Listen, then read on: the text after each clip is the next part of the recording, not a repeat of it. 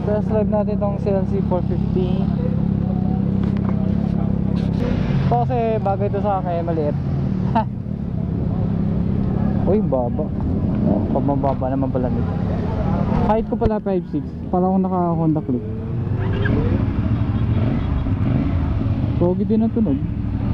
Cruiser to. Katulad to na Benda 450 na tinest-drive natin, pero uy, gagi, parang pares na.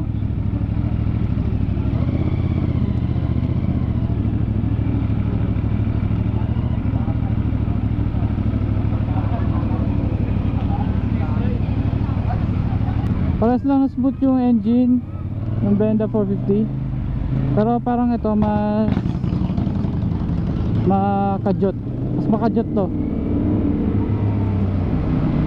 Yung Benda 450 na tinest natin na cruiser type, di makajot, saka smooth. Pero hindi, may kajot siya, wala ko siyang kajot niya.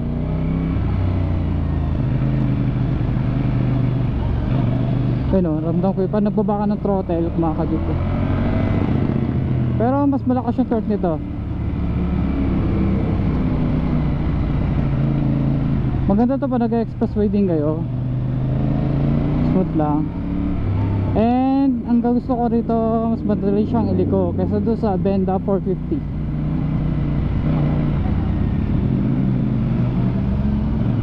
Mas madali to iliko. Doon kasi parang madali iliko pero mas madali to.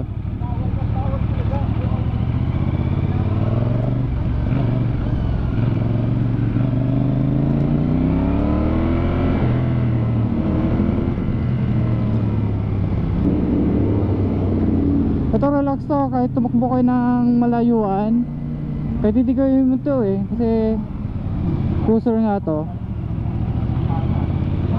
Malayo nga lang yung ikot nya. Diba napansin nyo yung ikot ko, ang layo. Ang layo ng buwelo.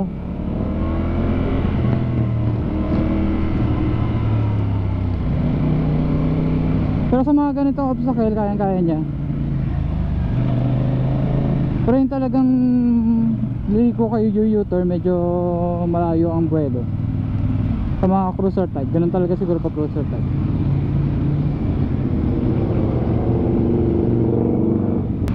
Ayun o, hindi siya ganun ka daling iliko. Madaling iliko pero ang haba na liko. So yun, dito ang tutubusin ko dahil si LC 450. Good na goods to. Yeah.